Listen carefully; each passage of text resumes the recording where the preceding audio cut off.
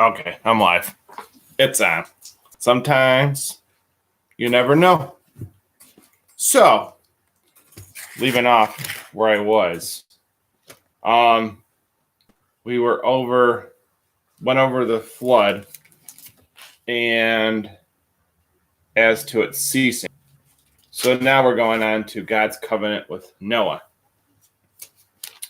But taking where we left off, the flood ceases. Then God remembered Noah and whatever was with him in the ark, all the wild animals, all the cattle, all the birds, and all the creeping things. And God made a wind to pass over the earth, and the waters subsided. The fountains of the deep and the floodgates of heaven were also stopped, and the rain from heaven was restrained, and the waters receded continually from the earth. At the end of the 150 days, the waters decreased. Then the ark rested in the 7th month, on the 17th day of the month, on the mountains of Ararat. And the waters decreased continually until the 10th month, until the 10th month. In the 10th month, on the first day of the month, the tops of the mountains were seen. So it came to pass at the end of 40 days, Noah opened the window of the ark he had made.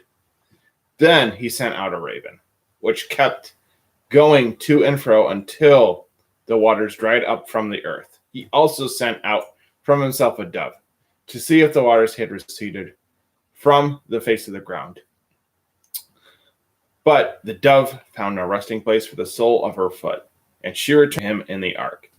For the waters were on the face of the whole earth.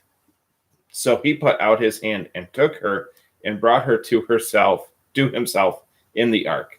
Then he waited yet another 7 days, and again he sent out the dove from the ark. The dove returned to him in the evening. And behold, freshly plucked olive leaf was in her mouth. And no one knew the waters had receded from the earth. So he waited yet another 7 days, and again sent out the dove. However, she did not return to him anymore. And it came to pass in the 601st year of Noah's life, in the 1st month, on the 1st day of the month, the waters were dried up from the earth, and Noah removed the covering of the ark and looked. And indeed, the surface of the ground was dry. Now, in the 2nd month, on the 27th day of the month, the earth was dry. Then the Lord God spoke to Noah, saying, Go out of the ark, you and your wife, and your sons, and their wives with you. Also bring out with you every living thing of all flesh, birds and cattle, and every creeping thing that moves upon the earth. So they may abound on the earth, and increase and multiply on the earth.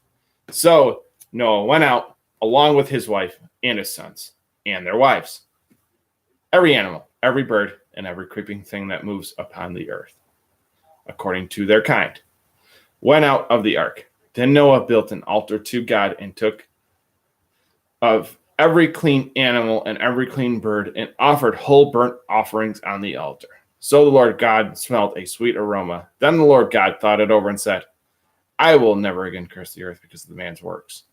Although the mind of man is diligently involved with evil things from his youth, nor will I again destroy every living thing as I have done, while the earth made seed time and harvest. Cold and heat, summer and spring, shall not cease by day or by night. Thus God blessed Noah and his sons, and said to them, Increase and multiply, and fill the earth, and have dominion over it. For the dread and fear of you shall be upon all the wild animals of the earth, all of the birds of heaven, all that move upon the earth, and all the fish of the sea.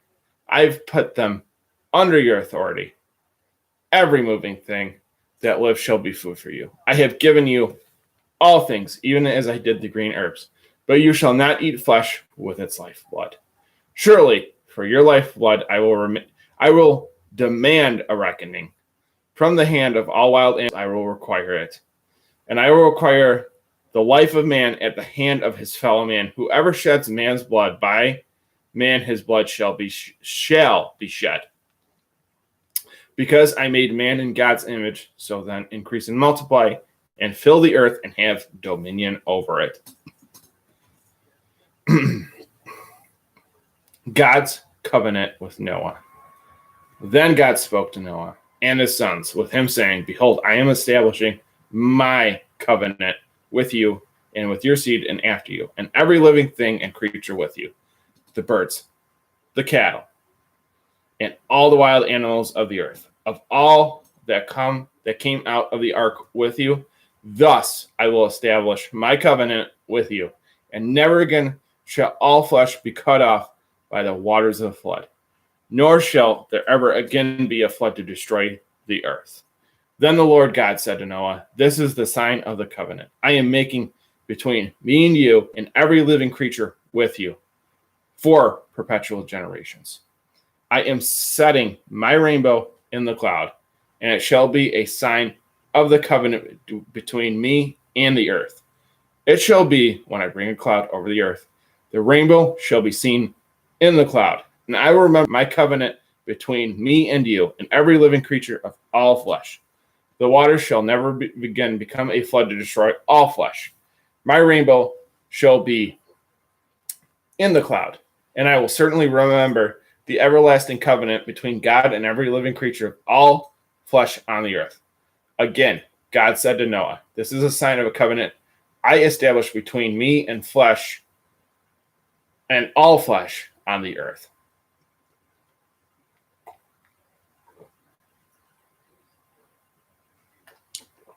Now the sons of Noah who went out of the ark were Shem, Ham, and Japheth. And Ham was the father of Canaan. These three were the sons of Noah. And from these the whole earth was populated. Then Noah began to be a husbandman, and he planted a vineyard, so he drank of the wine and was drunk and naked in his house. Now Ham, the father of Canaan, saw the nakedness of his father and told his two brothers outside. But Shem and Japheth took a garment, laid it on both their shoulders, and walking backwards, they covered their father's nakedness. Since their faces were turned away, they did not see his nakedness. Thus when Noah became sober and knew what his younger son had done to him, he said, Cursed be Canaan, a servant of servants shall he be to his brothers. He also said, Blessed be the Lord God of Shem, and Canaan shall be his servant.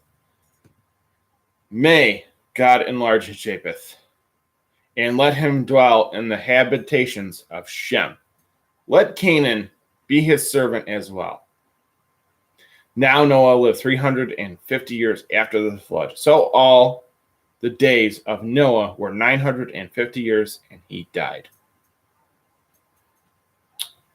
The genealogy of Noah. Now, this is the genealogy of Noah's sons: Shem, Ham, and Japheth. And sons were born to them after the flood. The sons of Japheth were Gomer, Magog, Madai, Javan, Elisa, Tubal, Meshech, and Tiras. The sons of Gomer were Ashkenaz, Ripeth, and Togarmah.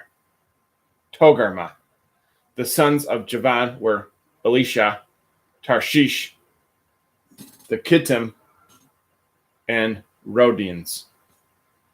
From these, the coastal nations were separated into their lands, each according to his language, and their tribes and nations.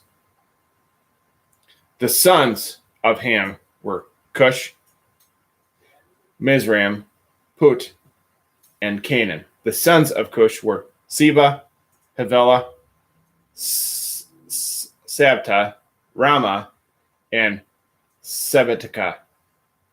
And the sons of Rama were Sheba and Dedan. Cush begot Nimrod. He began to be a giant on the earth. He was a giant, a hunter before the Lord God. Therefore, they said, as Nimrod the giant, the hunter before the Lord, and the beginning of his kingdom was Babylon.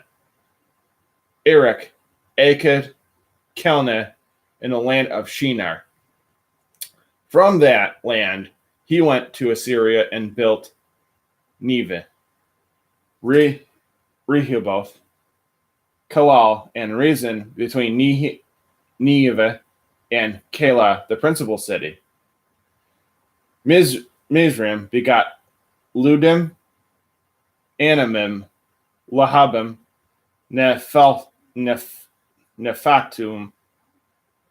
Parusam, and Kalushim, from whom came to the Philistines and the Caphtorim. Canaan begot Sidon, his firstborn, and the Chittite, the Jebusite, the Amorite, and the Girgashite, the Hivite, the Archite, and the Sinite, the Arvadite, the Zemarite, and the Hamathite. Afterward, the tribes of Canaanites were dispersed. And the border of Canaanites was from Sidon as you go toward Gerar, as far as Gaza. Then, as you go toward Sodom, Gomorrah, Admah, and Zebulun, as far as Lasha. These were the sons of Ham, according to their tribes, according to their languages, in their countries, and in their nations. Now sons were also born to Shem, himself the father of all sons of Eber, the brother of Japheth the elder. The sons of Shem were Elam, Ashur, Arphaxad, Lud, Aram, and Canaan. The sons of Aram were Uz, Hul, Gether, and Mash. Arphaxad begot Canaan, and Canaan begot Salah, and Salah begot Eber. Two sons were born to Eber. The name of one was Peleg, for in his days the earth was divided, and his brother's name was Joktan. Joktan begot Elmodad, Sheleph, Hazarmaveth, Jerah, Hadoram, Uzal, Dekal, Obal, Abimael, Sheba, Ophir, Havilah, and Jobab. All these were the sons of Joktan. And the dwelling place was from Mesha as you go toward Sephar, the mountain of the east. These were the sons of Shem, according to their tribes, according to their languages, in their countries, according to their nations. These were the tribes of Noah's sons, according to their genealogy, in their nations, and from the coastal nations were divided on the earth after the flood.